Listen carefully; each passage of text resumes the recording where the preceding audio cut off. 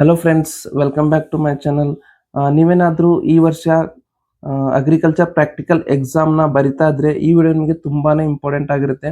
ಯಾಕಪ್ಪ ಅಂದರೆ ತುಂಬ ಜನಕ್ಕೆ ಗೊತ್ತಿರಲ್ಲ ಅಗ್ರಿಕಲ್ಚರ್ ಪ್ರಾಕ್ಟಿಕಲ್ ಎಕ್ಸಾಮ್ನ ಹೇಗೆ ಕಂಡಕ್ಟ್ ಮಾಡ್ತಾರೆ ಹಾಗೂ ಯಾರೆಲ್ಲ ಈ ಎಕ್ಸಾಮ್ಗೆ ಎಲಿಜಿಬಲ್ ಆಗ್ತೀರಾ, ಹಾಗೂ ಎಕ್ಸಾಮ್ ಎಷ್ಟು ಮಾರ್ಕ್ಸ್ಗೆ ಇರುತ್ತೆ, ಟೈಮಿಂಗ್ ಏನೇನಿರುತ್ತೆ, ಹಾಗೂ ನಾವು ಎಕ್ಸಾಮ್ಗೆ ಏನೇನು ಡಾಕ್ಯುಮೆಂಟ್ಸ್ ತೆಗೆದುಕೊಂಡು ಹೋಗ್ಬೇಕಂತ ತುಂಬಾನೇ ಡೌಟ್ ಇರುತ್ತೆ.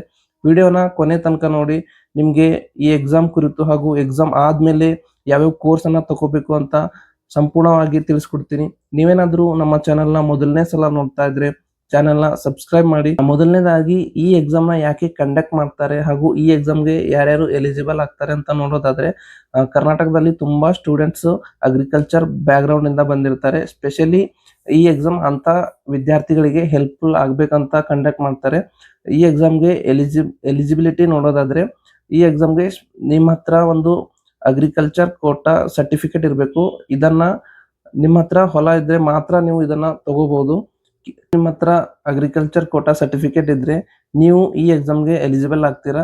ಇದಕ್ಕೆ ಸಪ್ರೇಟ್ ಆಗಿ ಒಂದು ಅಪ್ಲಿಕೇಶನ್ ಬಿಟ್ಟಿರ್ತಾರೆ. ಅದನ್ನ ನೀವು ತುಂಬ ನಂತರ ಕೆಸೆಟ್ ಎಕ್ಸಾಮ್ ಆದ್ಮೇಲೆ ಈ ಎಕ್ಸಾಮ್ನ ಕಂಡಕ್ಟ್ ಮಾಡ್ತಾರೆ. ಕೆಸೆಟ್ ಎಕ್ಸಾಮ್ ಬರೆದ ಮೇಲೆ ಸುಮಾರು 15-20 ದಿನಗಳ ನಂತರ ಈ ಎಕ್ಸಾಮ್ನ ಕಂಡಕ್ಟ್ ಮಾಡ್ತಾರೆ. ಇದಕ್ಕೆ ಸಪ್ರೇಟ್ ಆಗಿ ಅಡ್ಮಿಟ್ ಕಾರ್ಡ್ ಕೂಡ ರಿಲೀಸ್ ಮಾಡ್ತಾರೆ.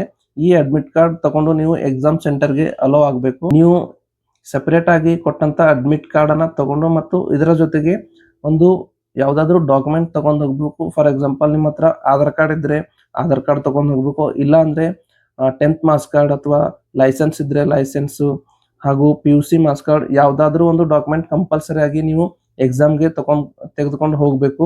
ಎಕ್ಸಾಮ್ ಬಗ್ಗೆ ನೋಡೋದಾದ್ರೆ, ಈ ಎಕ್ಸಾಮ್ ಅಲ್ಲಿ 50 ಕ್ವಶನ್ ಇರುತ್ತೆ. ಪ್ರತಿ ಕ್ವಶನ್ಗೆ 4 ಅಂಕ ಇರುತ್ತೆ. ಟೋಟಲ್ ಆಗಿ 200 ಮಾರ್ಕ್ಸ್ ಇರುತ್ತೆ. ಇಲ್ಲಿ ನೆಗೆಟಿವ್ ಮಾರ್ಕ್ಸ್ ಏನು ಇರೋದಿಲ್ಲ.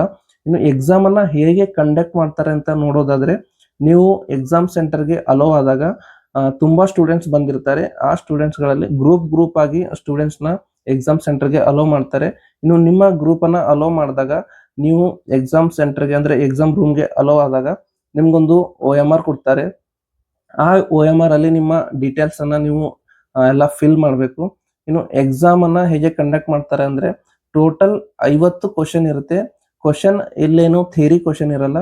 ನೀವೇನು ದವಸ ಧಾನ್ಯಗಳು ಅಥವಾ ಇನ್ಸೆಕ್ಟ್, ಫರ್ಟಿಲೈಸರು, ಡೈರಿಗೆ ಸಂಬಂಧಂತೆ ಏನಾದ್ರು ಅಲ್ಲಿ ಇಟ್ಟಿರ್ತಾರೆ. ಅಂದ್ರೆ ಹಾಲು ಇಟ್ಟಿರ್ಬೋದು, ಕರ್ಡ್ ಇಕ್ಕಿರ್ತಾರೆ. ಇನ್ನು ನಾವು ಮನೆಯಲ್ಲಿ ಯೂಸ್ ಮಾಡುವಂತ ದವಸ ಧಾನ್ಯಗಳನ್ನ ಇಟ್ಟಿರ್ತಾರೆ. ಹಾಗೂ ದನ ಕರುಗಳನ್ನ ಕಟ್ಟಂತ ಹಗ್ಗಗಳು ಹಾಗೂ ಇನ್ಸ್ಟ್ರೂಮೆಂಟ್ಸ್ ಅನ್ನ ಇಕ್ಕಿರ್ತಾರೆ. ಹಾಗೂ ಮೀನನ್ನ ಹಿಡಿಯುವ ಜಾಲಗಳು ಅಥವಾ ಹೊಲದಲ್ಲಿ ಬಳಕೆ ಆಗುವಂತ ಏನಾದ್ರು ಇನ್ಸ್ಟ್ರೂಮೆಂಟ್ಸ್ ಅನ್ನ ಇಕ್ಕಿರ್ತಾರೆ. ನೀವು ಅನ್ಕೋಬಹುದು ಇಷ್ಟೊಂದು ಈಸಿ ಇರುತ್ತೆ ಅಂತ. ಎಕ್ಸಾಮ್ ನೋಡಿದ್ರೆ ಈಸಿನೇ ಇರುತ್ತೆ, ಆದ್ರೆ ತುಂಬಾನೇ ಕನ್ಫ್ಯೂಷನ್ ಇರುತ್ತೆ. ಫಾರ್ ಎಕ್ಸಾಂಪಲ್, ಇವಾಗ ಒಂದು ಕ್ವಶನ್ ಕೊಟ್ಟಿರ್ತಾರೆ. ಅಲ್ಲಿ ಒಂದು ಬಟ್ಲಲ್ಲಿ ಒಂದು ವಸ್ತುವನ್ನು ಇಕ್ಕಿರ್ತಾರೆ. ಫಾರ್ ಎಕ್ಸಾಂಪಲ್, ಅದು ತುಪ್ಪ, ರಿಯಲ್ ಆಗಿ ತುಪ್ಪ ಇಟ್ಟಿರ್ತಾರೆ. ಆದ್ರೆ ಅದು ತುಪ್ಪ ಅಂತ ನಿಮಗೆ ಕನ್ಫ್ಯೂಸ್ ಆಗುತ್ತೆ. ಯಾಕಂದ್ರೆ ಅಲ್ಲಿ ಆಪ್ಷನ್ ಅಲ್ಲಿ ತುಪ್ಪ, ಎಣ್ಣೆ ಹಾಗೂ ಇನ್ನೂ 2 ಆಪ್ಷನ್ ಕೊಟ್ಟಿರ್ತಾರೆ. ನಿಮ್ಗೆ ಕನ್ಫ್ಯೂಷನ್ ಆಗುತ್ತೆ ಇದು ತುಪ್ಪನ ಎಣ್ಣೆನ ಅಂತ. ಈ ರೀತಿ ಕನ್ಫ್ಯೂಸ್ ಕ್ವಶನ್ಸ್ ಇರುತ್ತೆ. ಒಂದು ಕ್ವಶನ್ಗೆ 4 ಆಪ್ಷನ್ ಇರುತ್ತೆ. ನೀವು ಕ್ವಶನ್ ನೋಡಿದಾಗ 30 ಅಥವಾ 40 ಸೆಕೆಂಡ್ ನಿಮಗೆ ಟೈಮ್ ಇರುತ್ತೆ. ಆ 30-40 ಸೆಕೆಂಡ್ ನಲ್ಲಿ ನೀವು ಒಂದು ಆಪ್ಷನ್ ಟಿಕ್ ಮಾಡಿ ನೆಕ್ಸ್ಟ್ ಕ್ವಶನ್ಗೆ ಹೋಗ್ಬೇಕಾಗುತ್ತೆ. ಹೀಗೆ 50 ಕ್ವಶನ್ ನ 30 ಅಥವಾ 40 ಸೆಕೆಂಡ್ ಒಂದು ಕ್ವಶನ್ಗೆ ಟೈಮ್ ಇರುತ್ತೆ. ಒಂದಾದ ನಂತರ ಒಂದು 50 ಕ್ವಶನ್ಸ್ ನ ಬಿಡಿಸಿ ನೀವು ನಿಮ್ಮ OMR ಸೀಟ್ ಅನ್ನ ನಿಮ್ಮ ಇನ್ವಿಜಿಲೇಟರ್ಗೆ ಕೊಡಬೇಕು.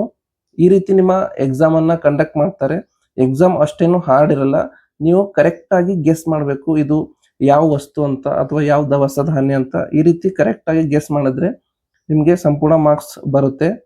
ಎಕ್ಸಾಮ್ ನೀವು ಬರೆದ ನಂತರ ನಿಮ್ಗೊಂದು ಡೌಟ್ ಇರುತ್ತೆ. ಏನಪ್ಪಾ ಅಂದ್ರೆ, ನಾವು KCT ಎಕ್ಸಾಮ್ ಕೂಡ ಬರ್ದ್ವಿ ಹಾಗೂ ಅಗ್ರಿಕಲ್ಚರ್ ಪ್ರಾಕ್ಟಿಕಲ್ ಎಕ್ಸಾಮ್ ಕೂಡ ಬರ್ದ್ವಿ, ನಮ್ಗೆ ರಿಸಲ್ಟ್ ಯಾವ್ದ್ರ ಆಧಾರದ ಮೇಲೆ ಬರುತ್ತೆ ಅಂತ ನಿಮ್ಗೆ ಡೌಟ್ ಇರುತ್ತೆ. ಟೆನ್ಷನ್ ಬೇಡ, ಇದ್ರದ್ದು ಕೂಡ ನಿಮ್ಗೆ ಎಕ್ಸ್ಪ್ಲೈನ್ ಮಾಡ್ತೀನಿ. ನೀವೇನಾದ್ರೂ KCT ಎಕ್ಸಾಮ್ ಅಲ್ಲಿ ಚೆನ್ನಾಗಿ ರ್ಯಾಂಕ್ ತಗೊಂಡ್ರೆ ಹಾಗೂ ನಿಮ್ಗೆ ಅಗ್ರಿಕಲ್ಚರ್ ಪ್ರಾಕ್ಟಿಕಲ್ ಎಕ್ಸಾಮ್ ಅಲ್ಲಿ ಕಡಿಮೆ ಅಂಕ ಬಂದ್ರೆ, KA ಅವರು ನಿಮ್ಮ KCT ಎಕ್ಸಾಮ್ ನ ರಿಸಲ್ಟ್ ಅನ್ನ ಕನ್ಸಿಡರ್ ಮಾಡ್ತಾರೆ. 2 ರಿಸಲ್ಟ್ ಬರುತ್ತೆ, ಆದ್ರೆ ನೀವು ಆ ರಿಸಲ್ಟ್ ಅನ್ನ ಕನ್ಸಿಡರ್ ಮಾಡಿ ನಿಮ್ಮ ರ್ಯಾಂಕ್ ಅನ್ನ ನೋಡಿರ್ತಾರೆ. ಇನ್ನು ನಿಮ್ಗೆ ಅಗ್ರಿಕಲ್ಚರ್ ಪ್ರಾಕ್ಟಿಕಲ್ ಅಲ್ಲಿ ಚೆನ್ನಾಗಿ ಮಾರ್ಕ್ಸ್ ಬಂದ್ರೆ ಈ ಅಂಕನ್ನ ಕನ್ಸಿಡರ್ ಮಾಡ್ತಾರೆ. ಇನ್ನು ಅಗ್ರಿಕಲ್ಚರ್ ಪ್ರಾಕ್ಟಿಕಲ್ ಎಕ್ಸಾಮ್ ಅನ್ನ ರಿಸಲ್ಟ್ ನ ಹೇಗೆ ಕನ್ಸಿಡರ್ ಮಾಡ್ತಾರೆ ಅಂದ್ರೆ, ಅಗ್ರಿಕಲ್ಚರ್ ಪ್ರಾಕ್ಟಿಕಲ್ ಎಕ್ಸಾಮ್ ನ 50% ಅನ್ನ ಕನ್ಸಿಡರ್ ಮಾಡಿ, ಇನ್ನೂ 50% ಅನ್ನ 25% ಆಗಿ ಡಿವೈಡ್ ಮಾಡಿ, ಮೊದಲನೇ 25% ಅಲ್ಲಿ ನಿಮ್ಮ KCT ಅಲ್ಲಿ ನೀವು ಏನು PCB ಅಲ್ಲಿ ಮಾರ್ಕ್ಸ್ ತಗೊಂಡಿರ್ತೀರಾ ಅದನ್ನ ಕನ್ಸಿಡರ್ ಮಾಡ್ತಾರೆ. ಇನ್ನು 25% ನೀವೇನು PCB ಸೆಕೆಂಡ್ PU ಥಿಯರಿಯಲ್ಲಿ ಮಾರ್ಕ್ಸ್ ತಗೊಂಡಿರ್ತೀರಾ ಅದನ್ನ ಕನ್ಸಿಡರ್ ಮಾಡಿ ನಿಮ್ಮ 100% ರಿಸಲ್ಟ್ ಅನ್ನ ಕೊಟ್ಟಿರ್ತಾರೆ. ನೀವು ನಿಮ್ಮ ರಿಸಲ್ಟ್ ಅಲ್ಲಿ KCT ರಿಸಲ್ಟ್ ಅಲ್ಲಿ ಕ್ಲಿಯರ್ ಆಗಿ ನೋಡಿರ್ಬೋದು. ನಿಮ್ಗೆ ನೀವೇನು ಬರ್ದಿರ್ತೀರಾ ಅಲ್ಲಿ KCT ಇಂದ ಬಂದಂತ ರಿಸಲ್ಟ್ ಕೂಡ ಇರುತ್ತೆ, ಹಾಗೂ ಅಗ್ರಿಕಲ್ಚರ್ ಪ್ರಾಕ್ಟಿಕಲ್ ಅಲ್ಲಿ ನೀವೇನು ಮಾರ್ಕ್ಸ್ ತಗೊಂಡಿರ್ತೀರಾ ಅದರ ಮುಖಾಂತರ ಬಂದಂತ ರಿಸಲ್ಟ್ ಕೂಡ ಇರುತ್ತೆ. ನೀವು ಕ್ಲಿಯರ್ ಆಗಿ ನೋಡ್ಕೋಬಹುದು. ಇನ್ನು ರಿಸಲ್ಟ್ ಬಂದ್ಮೇಲೆ ನೀವು ಯಾವ್ಯಾವ ಕೋರ್ಸ್ ಅನ್ನ ಸೆಲೆಕ್ಟ್ ಮಾಡ್ಕೋಬಹುದು ಅಂತ ನೋಡೋದಾದ್ರೆ, KCT ಹಾಗೆ ಅಗ್ರಿಕಲ್ಚರ್ ಪ್ರಾಕ್ಟಿಕಲ್ ಎಕ್ಸಾಮ್ ಇಂದ ನೀವು ವೆಟರ್ನರಿ ಆಗಿರ್ಬೋದು, ಅಗ್ರಿಕಲ್ಚರ್ ಆಗಿರ್ಬೋದು, ಅಥವಾ ಹಾರ್ಟಿಕಲ್ಚರ್, ಸೆರಿಕಲ್ಚರ್, ಫಿಶಿಕಲ್ಚರ್, ಈ ರೀತಿ ತುಂಬಾ ಕೋರ್ಸ್ಗಳ ಆಪ್ಷನ್ ಇದೆ. ನಿಮ್ಗೆ ಯಾವ್ದ್ರಲ್ಲಿ ಇಂಟ್ರೆಸ್ಟ್ ಇದೆಯೋ ಅಂತ ಕೋರ್ಸ್ ಅನ್ನ ಸೆಲೆಕ್ಟ್ ಮಾಡಿ. ಈ ವಿಡಿಯೋ ಇನ್ಫಾರ್ಮೇಟಿವ್ ಆಗಿದ್ರೆ ಲೈಕ್ ಮಾಡಿ.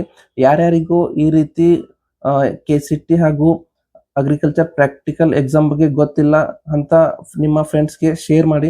ನೀವೇನಾದ್ರೂ ನಮ್ಮ ಚಾನೆಲ್ನ ಮೊದಲನೇ ಸಲ ನೋಡ್ತಾ ಇದ್ರೆ ಚಾನೆಲ್ನ ಸಬ್ಸ್ಕ್ರೈಬ್ ಮಾಡಿ.